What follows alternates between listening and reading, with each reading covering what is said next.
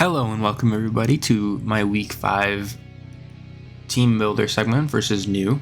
I am Oro, your coach of the Miami Masterpieces. To quickly move on to this team, so my biggest thought when I was facing against this team is that Iron Boulder looks kind of insane against my entire team.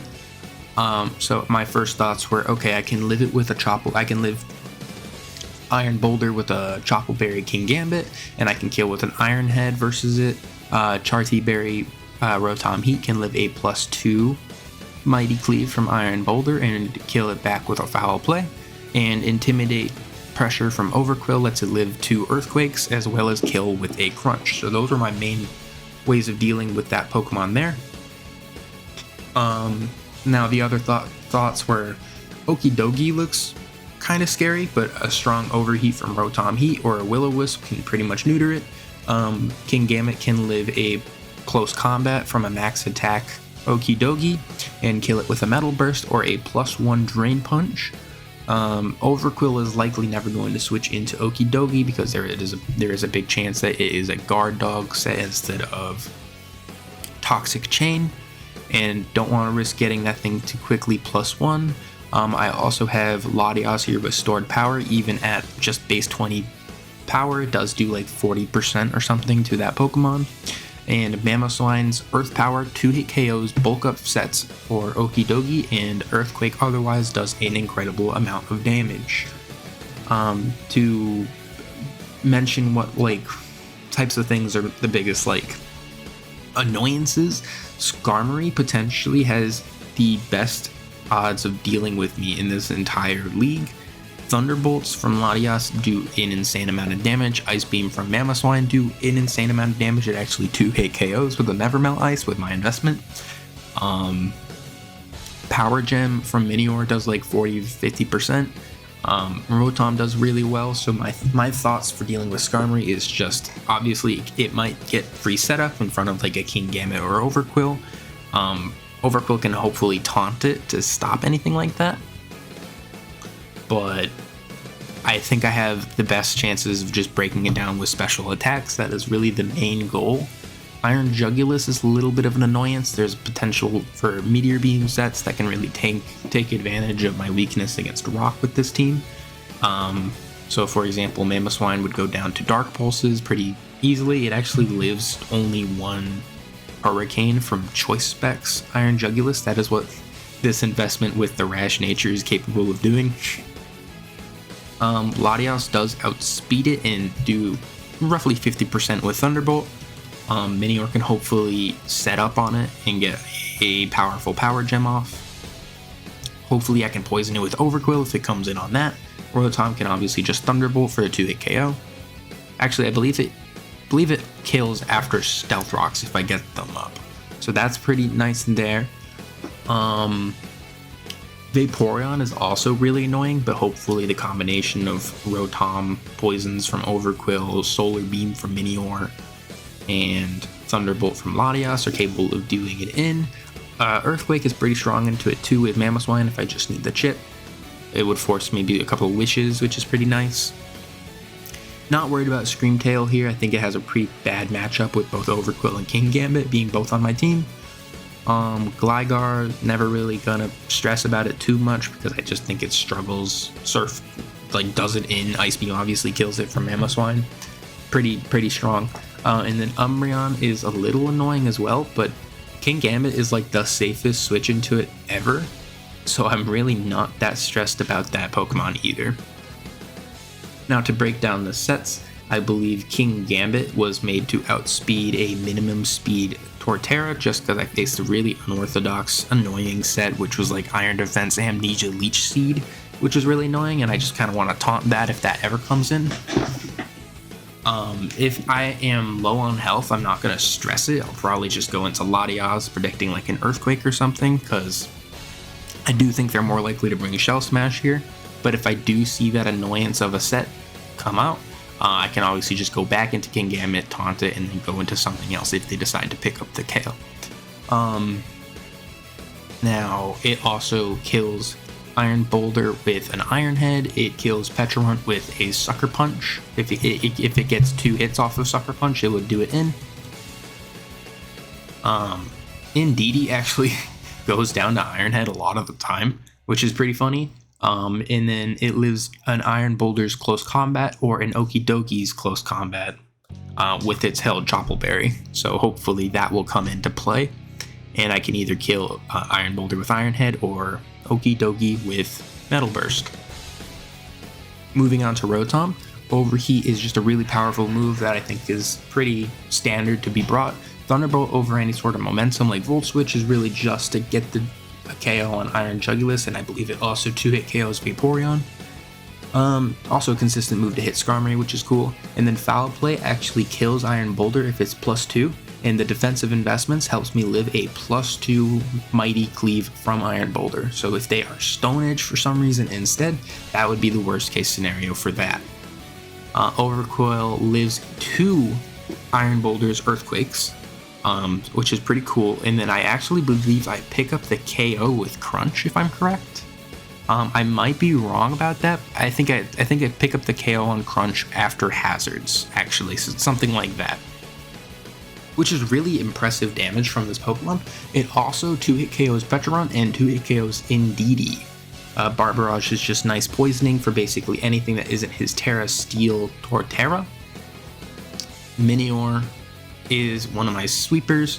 If I get a Shell Smash boost up in the core form, I think I basically win the game. There's like a high chance I just OHKO Skarmory.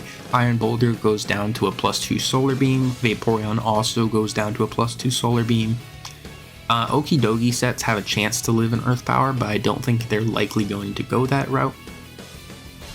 Pecharunt goes down to Earth Power. Indeedee has a decent chance of living attacks, but it also takes a considerable amount, which makes it easier for other Pokemon to take it out.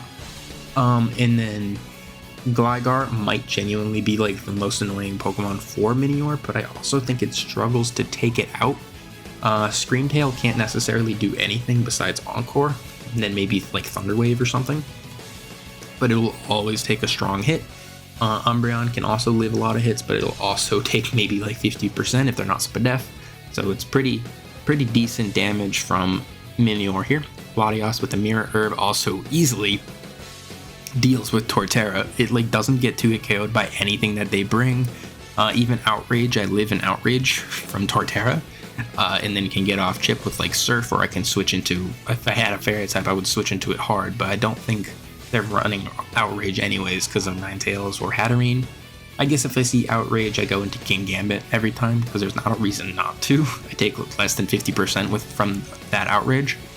But if they set up with Shell Smash in front of Latias, Stored Power will kill them at -2, or me I'll kill if I get a Calm Mind up. So there was very little threat from Torterra, and if I get that boost from Shell Smash onto my Latias, it basically sweeps their entire team. Not a thing will survive it besides certain Umbreon sets, and Skarmory with Sturdy still active. Those are the only Pokemon that will be able to live on attack from Latias. I'm actually not positive if Screamtail can live, but I'm also certain it dies too if I get a Calm Mind up. And then finally, Mamoswine is also here with Earth Power to deal with the physically defensive Pokemon on his team, like Okidogi. If it gets Bulk Up, it does not appreciate Earth Powers. Earthquake deals a lot to Iron Boulder. I actually think it kills with my investment. Earth Power 2-hit KOs Pecharunt very easily, and Ice Beam also 2-hit KOs Skarmory, even with Spadef investment. So that is the team, and now we will get on to the battle. Yo! Welcome everybody, this is week 6, my battle against New. I'm sure you saw in the team battle, the team builder, that I had to recreate the battle online with one of my friends. So that's what this is going to be. I did remember exactly how the battle went, so I'm going to hope that I can get this pretty much down for you. Now, unfortunately, since I don't have my original reaction, this is more just going to be like, I'm going to explain how my thought process was going. And like, for example, against his team here, this is exactly what I mocked against, albeit I didn't face a Pecharunt a single time. Actually, that's not true. I did face Pecharunt once. But typically, I believe I was facing more Skarmorys. As you saw in the team builder, my Mamoswine was more special because I figured, oh, I could just Ice Beam Skarmorys and then like that gets the 2-hit KO. Here, I still lead with the Mamoswine because I didn't see a reason really not to. Earth Power hits basically everything. Earthquake hits Indeedee and Iron Boulder really hard, as well as like, you know, the poison types. Just Pecharunt gets hit harder from Earth Power. So Mamoswine in the front looked pretty decent. The Stealth Rock is also very valuable on Mamoswine here. So when I see Pecharunt up front here, my first thought is, you know, it's obviously going to go for the Malignant Chain. It has a very good, decent chance to outspeed my Mamoswine here. Although I did outspeed a min speed one, because, you know, they might not invest trying to just outspeed Kingambits, or they might go above, you know, a max attack Jolly kind of variant of Kingambit. So here I could have just Earth Powered. It would have done roughly 70%. I could have Stealth Rocked as well, but both Overqwil and Kingambit are very, very like amazing switches into this thing. They can't get poisoned. They both resist the ghost type attacks. Kingambit can't get parting shotted if I'm Defiant, so I didn't see a reason not to go into this, but I also really appreciate getting spikes up in this matchup. So obviously that Malignant Chain there did not do very much damage. After Black Sludge, it did only like 70 damage total, so I just figured, okay, well, I can obviously just get up spikes here pretty easily. They either switch out into something and I can either poison it or get a very powerful crunch off. If they go into Okidogi, I just taunt. So I didn't see much of a reason to not invest here, or to not just get spikes up here. They can attack me again, but if they attack me again, as you'll see coming up right now, it doesn't do a lot of damage. It can't poison me, obviously. So I just figured, you know, what was the point for doing anything like that? Now, this next turn didn't go exactly how it went in the original battle. I do use Crunch, but Crunch isn't going to be exactly how it was. In the original game, I both crit and I got a defense drop. I got both of them, which doesn't matter in the end game, but I thought it was funny to point that out. It would have made it a lot simpler than if this was like originally how it went. He might have been more inclined to go into Okidogi, or sorry, go into Pecharunt on other Pokemon. So, you know, I figured that was worth mentioning. This next turn, Iron Jugulis comes out, and I know I should have been afraid of the Earth Power, but I'm pretty sure, unless it's Specs, I also live in Earth Power from the range I'm at right now. So I just figured, okay, I can just Barb Barrage and potentially get a poison. Now in this one, I don't get the poison, which is unfortunate, but in the original game, it did not matter. So seeing Flash Cannon there instead, I decided, okay, Rotom, I can just go into Rotom pretty easily. If they're locked in, they'll Flash Cannon me again, which will not do a lot of damage. So obviously I go into Rotom here. He switches out into Indeedee, which was very interesting in my perspective. He might have predicted Rotom coming out itself, and then the expanding force from Indeedee is very powerful, so I wouldn't stay in personally. So next turn I also don't. So when I saw this Indeedee, my thought was, okay, it can either Hyper Voice or it can Expanding Force. I'm okay with sacking Overqwil now. I feel like it's done its job pretty well. So if I see Expanding Force, then I obviously am immune and I can kill it with Crunch. So that is what I do. Go straight into Overqwil on this Indeedee, and I get hit by a Shadow Ball. In the original game, it gets a Spadef drop. Oh, it does it here too. I've forgotten. It's been a little bit since I've recorded this. Now, the Shadow Ball, assuming he's still locked into Shadow Ball, I go and click Crunch. He does go for Shadow Ball. and he does not pick up the KO. Neither in the original game or this match does he get that KO, and then Crunch is a guaranteed OHKO on Indeedee. The scariest thing that he could go out into now would probably be the Iron Boulder, because, you know, it can be kind of hard to get out Iron Boulder, but he goes out into Okidogi, another very terrifying Pokemon, because Overqwil's very not great at, like, handling this Pokemon offensively. If he is Psychic Seed, which was very interesting for me to see, I don't feel like I have the best special attackers that this thing would care enough about that to have. It's just I guess Latias and to a lesser extent Minior, Minior and a lesser extent Latias, even though Minior does have Psychic, so it's kind of strange. I don't predict it to be slower, but I do taunt just in case I am faster, and I don't want him setting up bulk ups. Even though at +1 my Kingambit should be able to live it, so, you know, I would taunt into maybe another layer of spikes, let it kill me, go into Kingambit, and then kill it then. That would have been pretty simple, but seeing it not being able to use bulk up, I know I would live any attack, and I also saw the Overqwil outsped it, so I know my Mamoswine does as well. Now I know I am both double Earth Power and Earthquake. You would assume Earth Power to have more of a niche here, but Earthquake still does more damage if they haven't set up any sort of bulk ups, so that's very valuable. I think they thought they would outspeed there somehow, and that's why they went for Iron Head, but they don't. Now, in the original game, I almost used Ice Beam here, predicting them to switch into Iron Jugulus. It's the most obvious switch, but I didn't. I felt like that was kind of dangerous because I wasn't sure if I would kill with the Spadef drop or the Spadef boost, which I do. So in hindsight, Ice Beam would have been easily the best move to use there, but I'm not. I am more than okay using Earthquake like I did. So obviously Earthquake is dodged by the Iron Jugulus, it is unaffected by it, so I didn't see a reason to switch out here. I could have gone into Rotom. It's a pretty decent switch, all things considered, and then I just full switch out. But if they go Torterra, I didn't like that idea, so in this case I just decided to use Ice Beam. If they Flash Cannon, I assume they're locked in still, so I would go into Rotom, but they do not do that. Instead, I Ice Beam. Give me a minute. I think I was waiting a little bit. Or, sorry. In this case, I Earthquake still, because I was afraid of them missing the Air Slash. So instead, I just used Earthquake. But in the original game, I used Ice Beam to get that KO.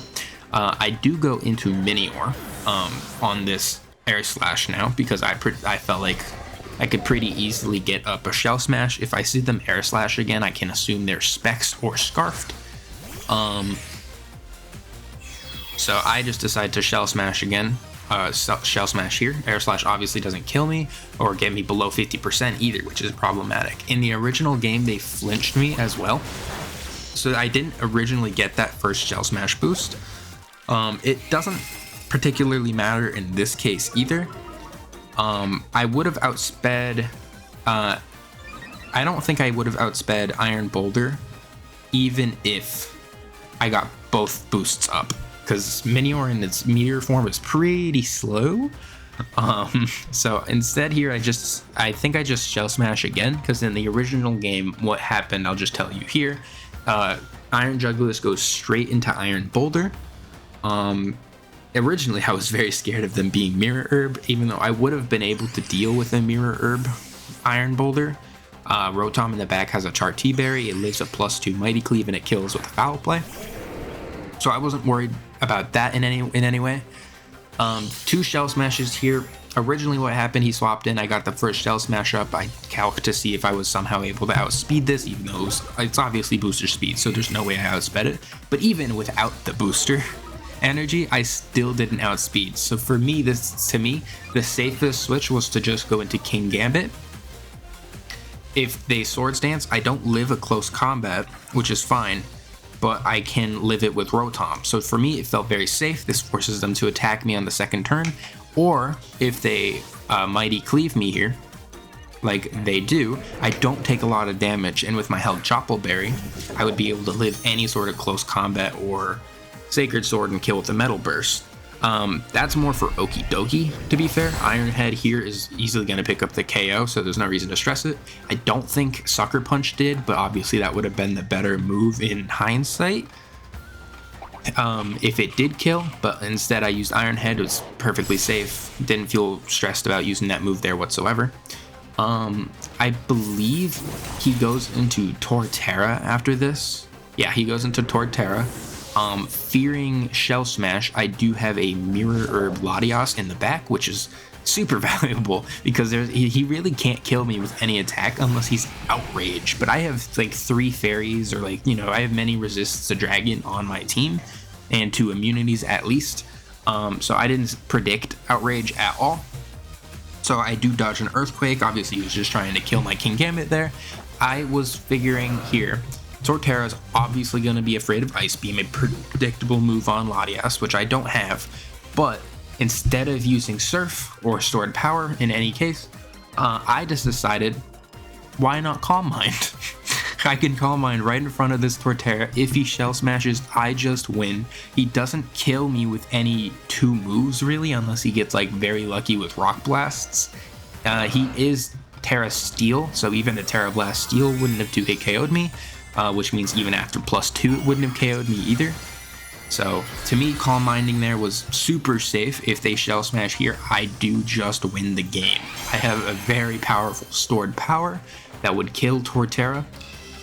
So obviously he Shell Smashes here, I get all the boosts as well as he does.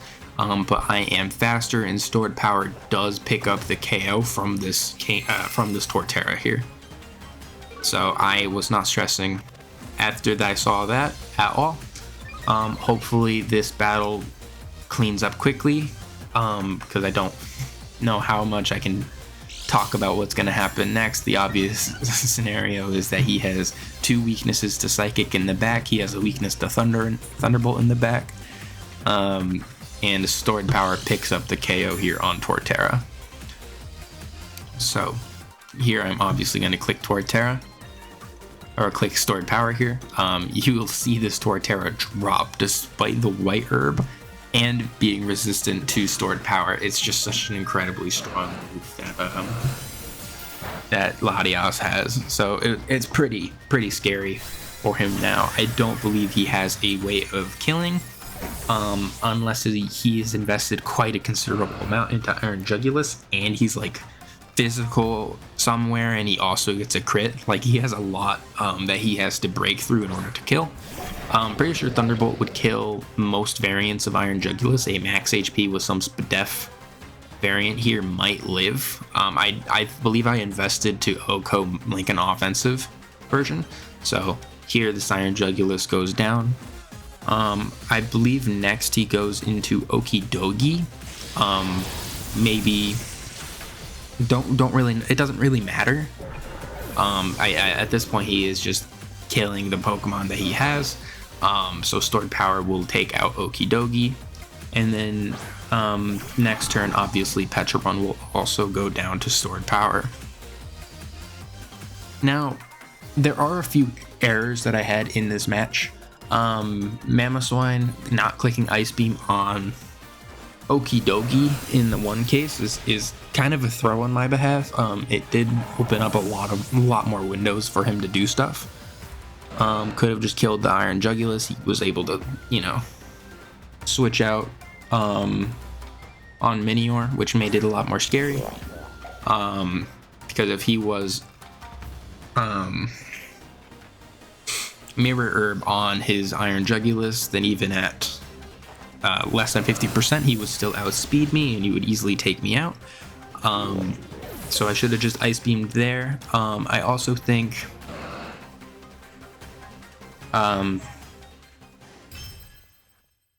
maybe switching into Kingambit on the Iron Boulder that one turn was a little risky, but all in all, I believe this was a pretty clean match. I'm quite proud of it. I'm sorry that it wasn't my original reactions and all that, but I'm hoping that you enjoy the rest of my league. Bye bye.